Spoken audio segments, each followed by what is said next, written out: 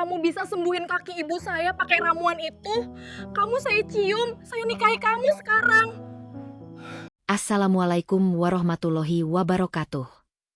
Bagaimana jika orang yang selama ini kamu remehkan justru menjadi satu-satunya harapan yang mampu menyembuhkan ibumu?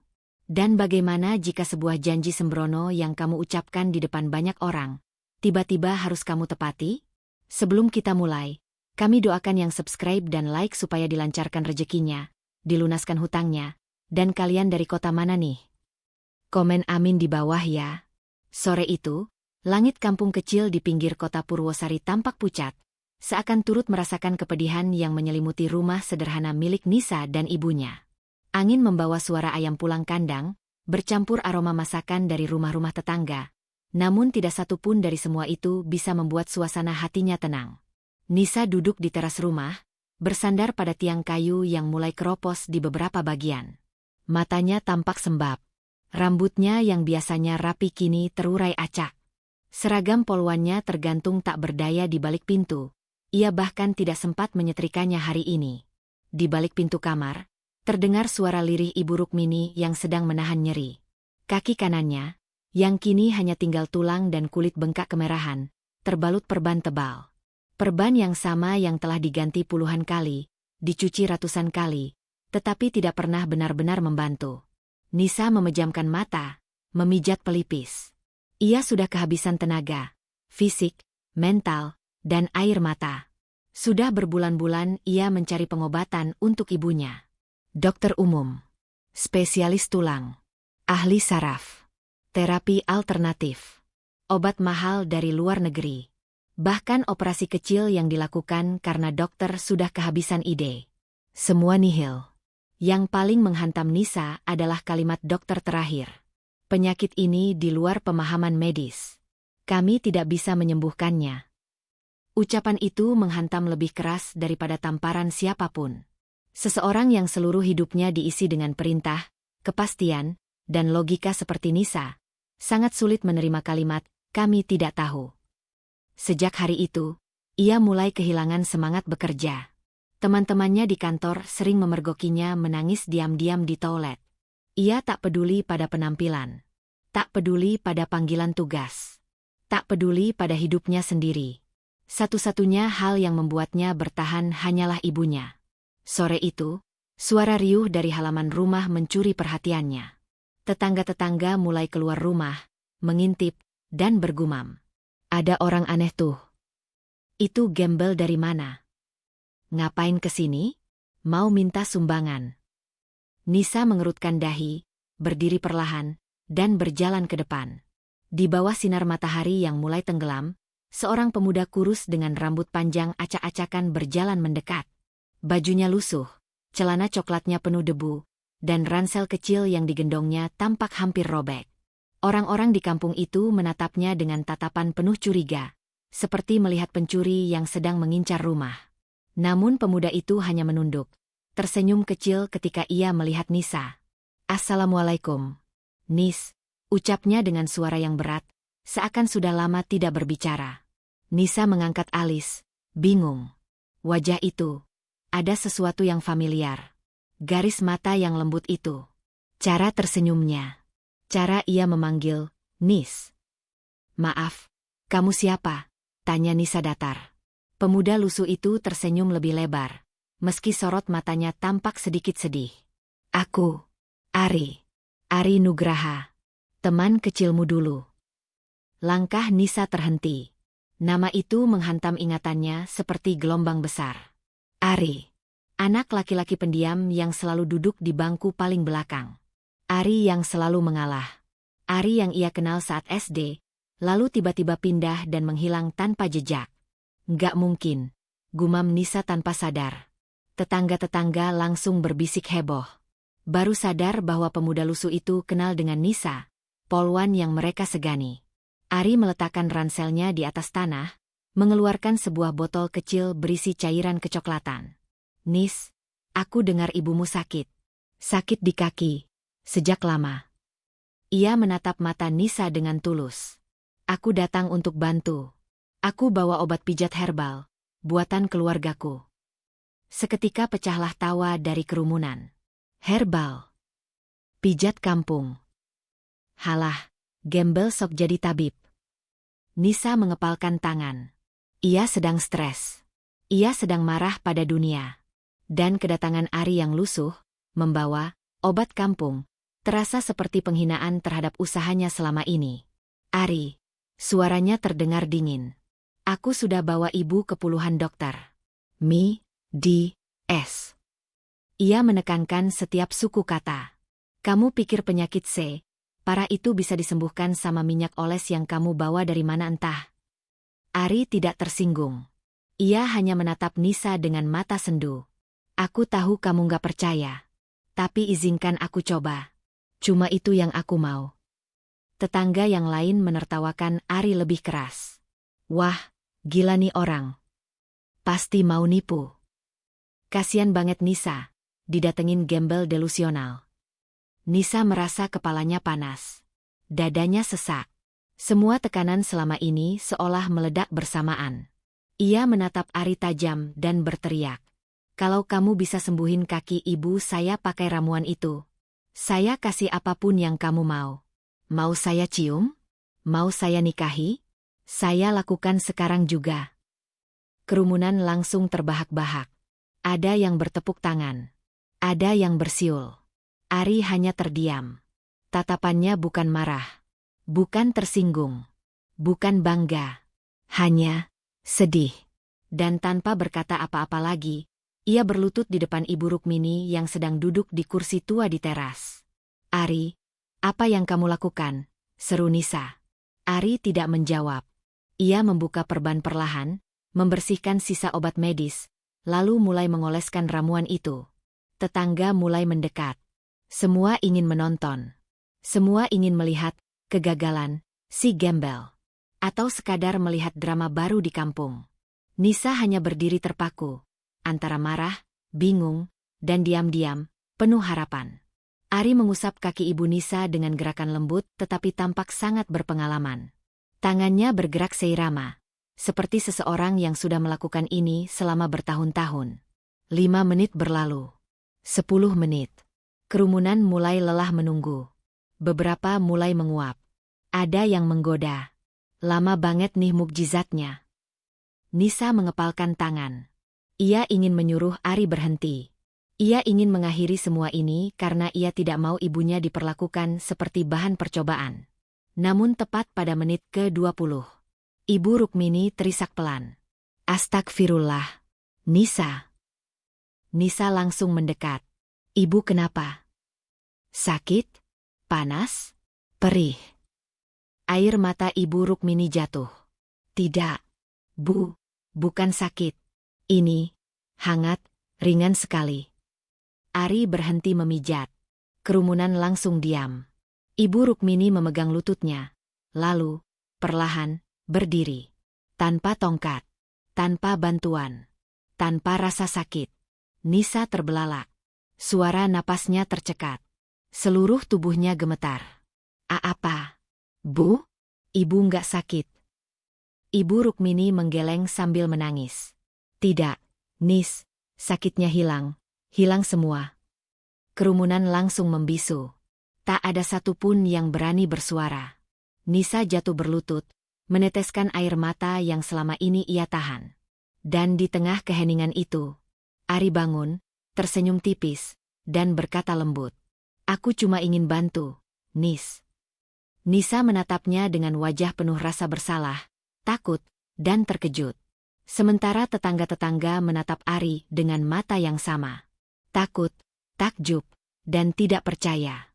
Saat itu, tanpa siapapun sadari, janji sembrono Nisa telah membuka pintu menuju sesuatu yang jauh lebih besar dari sekadar penyembuhan. Angin malam mulai turun, membawa hawa lembab yang menusuk kulit. Setelah kejadian yang membuat seluruh kampung terdiam itu, suasana di halaman rumah Rukmini berubah total. Orang-orang yang tadinya sibuk menertawakan Ari kini berdiri terpaku. Sebagian mulutnya masih terbuka, sebagian lagi menelan ludah keras-keras. Nisa masih berlutut di depan ibunya. Tangannya yang gemetar menyentuh kaki Rukmini, seakan ingin memastikan bahwa apa yang ia lihat bukan ilusi. Ujung jarinya menyusuri kulit yang sebelumnya penuh pembengkakan, menghitam dan kaku, kini terasa hangat, lembut, dan normal. Ibu, beneran gak sakit? Suara Nisa bergetar seperti anak kecil yang takut berharap. Rukmini mengangguk sambil tersenyum, lalu mengangkat kakinya sedikit. Gerakan halus yang selama lebih dari setahun mustahil ia lakukan tanpa teriak kesakitan. Tidak, nak. Rasanya seperti kaki ibu kembali yang dulu. Ringan sekali. Astagfirullah. Ini bagaimana bisa? Nisa menengok ke arah Ari. Pemuda lusuh itu berdiri diam, dengan senyum yang tidak mencolok, tidak sombong, hanya senyum lega. Senyum seseorang yang tahu apa yang ia lakukan berhasil, tetapi tidak membutuhkan pujian siapapun. Namun kerumunan tidak bisa diam. Siapa sebenarnya anak ini? Minyak apa itu? Beneran sembuh? Atau cuma sementara? Gila, ini aneh banget. Bisik-bisik itu berubah menjadi kegaduhan kecil. Nisa berdiri, wajahnya masih dipenuhi air mata. Ia mencoba meraih kata-kata, tapi tenggorokannya terasa tercekat. Ari, ini, bagaimana kamu bisa? Belum sempat ia menyelesaikan kalimatnya, seorang ibu tetangga berteriak. Ari, boleh lihat minyak itu? Saya juga sakit lutut sudah 2 tahun. Orang lain ikut mendekat. Ari, anak saya asma. Suami saya kena saraf kejepit. Cucu saya panas nggak turun-turun. Dalam sekejap, halaman rumah Rukmini berubah seperti posko kesehatan darurat. Tetapi aneh, semangat orang-orang bukan tertuju pada dokter, melainkan seorang pria lusuh yang tidak punya rumah tetap. Ari mundur 1 langkah, terlihat kewalahan. Ia memegang botol kecil itu erat-erat, takut jatuh atau direbut. Maaf semuanya, ucapnya pelan. Ramuan ini tidak bisa dipakai sembarangan. Tidak semua cocok. Tapi kerumunan tidak peduli. Bahkan Pak RT ikut maju, mencoba bersikap diplomatis. Ari, kalau memang kamu bisa bantu, tolonglah warga sini. Jangan pelit. Kita semua butuh kesembuhan. Ari menghela napas panjang. Ia menunduk. Tatapannya berubah sendu, tanda bahwa ia bukan tidak mau membantu, tetapi tidak berani. Ramuan ini bukan ramuan biasa, katanya perlahan. Aku harus tahu dulu kondisi orangnya. Ada yang cocok, ada yang justru bisa bahaya kalau salah pakai. Kalimat itu membuat kerumunan semakin penasaran. Nisa buru-buru maju, mengangkat tangannya agar warga diam. Tolong, beri dia ruang dulu, ucapnya tegas.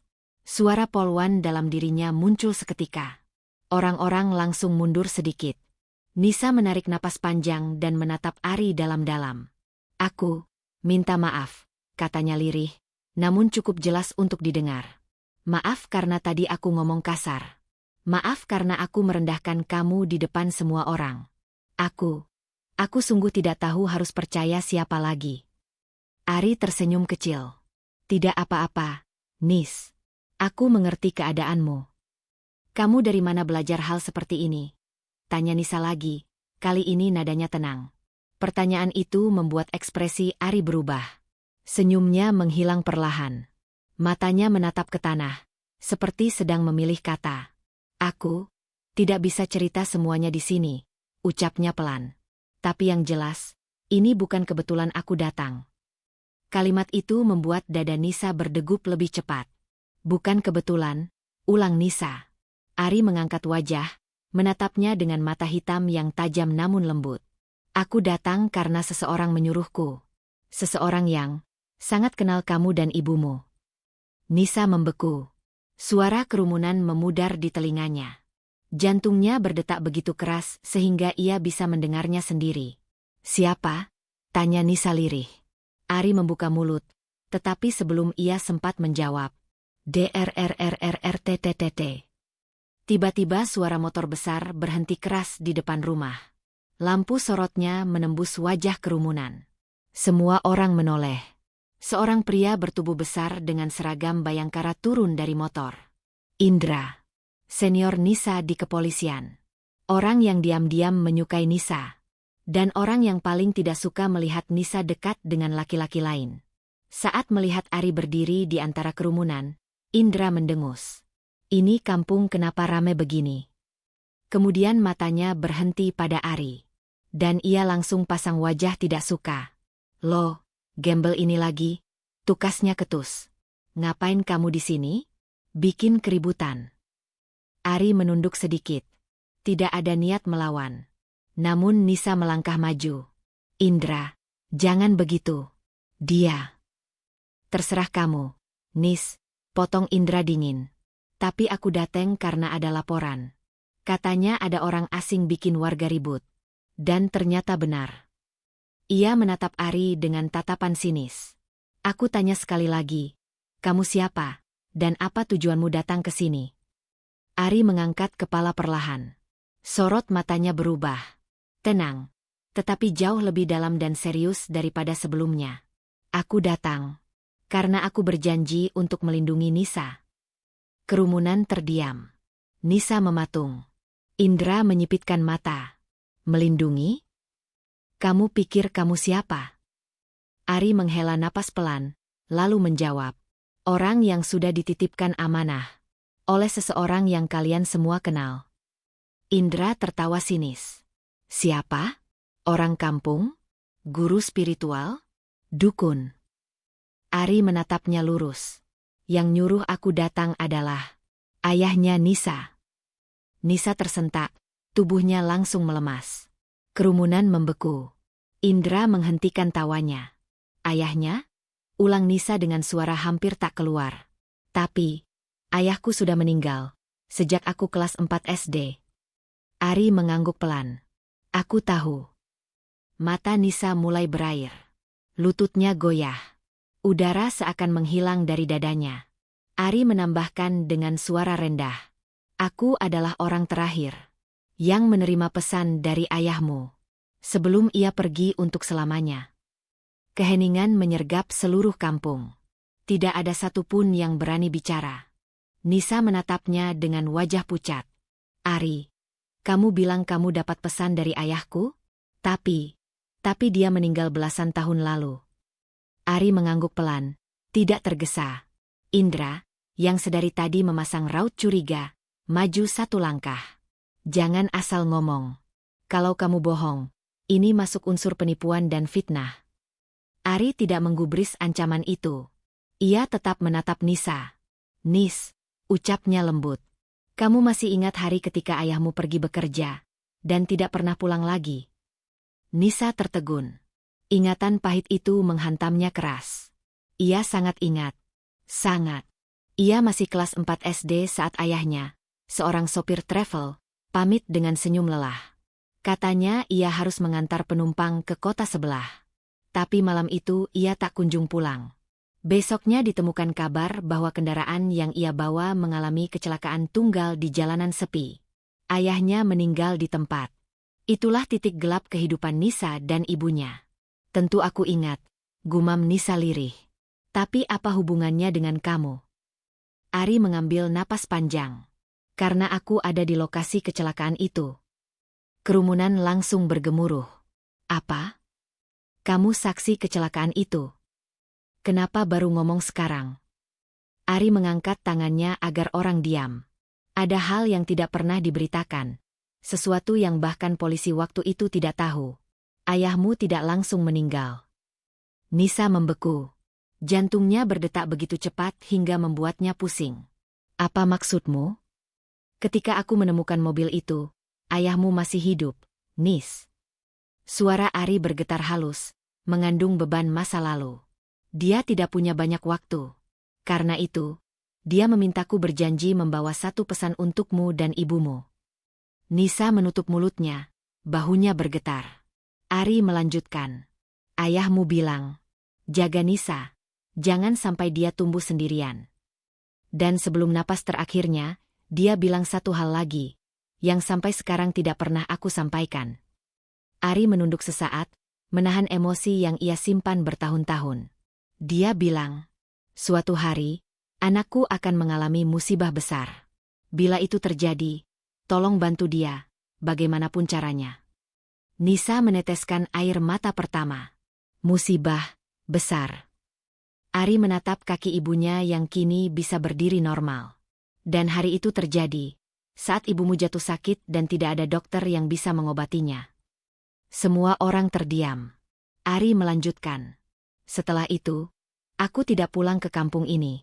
Aku dibawa oleh ibu, tabib yang menolong banyak orang, untuk belajar tentang pesan moral dari cerita ini dan adalah bahwa keluarga kami, keteguhan selama hati, bertahun-tahun dan kepercayaan pada diri berpindah-pindah desa adalah kunci mengobati orang dengan cara-cara warisan keluarga. Risa menunjukkan Nisa bahwa tak percaya pada apa yang ia dengar. Mentalnya tetap kokoh. Ari melanjutkan ia tidak menyerah suara lirih diterpa penyakit misterius. Aku ingin kembali sejak lama.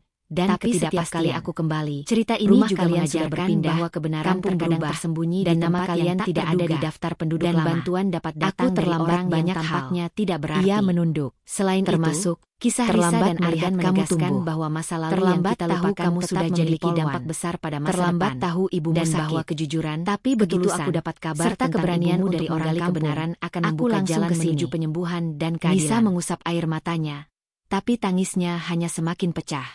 Ari, kenapa kamu tidak pernah cerita dari dulu? Kenapa harus menunggu sampai kejadian ini? Ari menggeleng. Karena aku tahu, kamu tidak akan percaya. Kamu tumbuh menjadi orang yang mengandalkan logika. Dunia medis. Prosedur kepolisian. Kamu pasti menganggapku omong kosong. Ucapan itu menghantam Nisa tepat di dada. Karena benar. Ia memang meremehkan Ari ketika datang. Ia bahkan menantangnya sambil marah-marah. Ia tidak percaya sedikitpun. Dan kini ia malu pada dirinya sendiri. Indra, yang sejak tadi diam, maju lagi. Tapi kenapa kamu bisa menyembuhkan penyakit yang bahkan dokter nggak ngerti? Suara Indra keras, seolah ingin membuktikan bahwa Ari tidak lebih hebat darinya. Ari menoleh perlahan. Aku tidak menyembuhkan apapun. Aku hanya membantu tubuhnya kembali normal. Sakit buruk Mini bukan penyakit medis, tapi reaksi tubuh terhadap energi negatif yang sudah lama mengendap. Kerumunan kembali berbisik ketakutan sekaligus penasaran. Nisa kembali menatap Ari. Kamu bisa jelaskan dengan lebih jelas? Tanya Nisa. Ari mengangguk pelan. Ibumu mengalami trauma fisik dan batin bertahun-tahun. Stres mengendap. Kelelahan tidak pernah pulih. Emosi tertekan. Semua itu membuat satu sisi sarafnya tertahan, aliran energinya terhambat, dan tubuhnya bereaksi dengan pembengkakan yang tidak bisa sembuh. Ia menghela napas. Ramuan yang kubawa bukan ramuan ajaib. Itu ramuan kuno keluarga kami. Fungsinya membuka sumbatan energi dan meredam trauma di tubuh. Biasanya hanya dipakai untuk keadaan darurat. Nisa menatap Ari dengan mata berkaca-kaca. Jadi, kamu datang ke sini, bukan karena kebetulan, tapi karena kamu merasa harus menepati pesan ayahku. Ari mengangguk.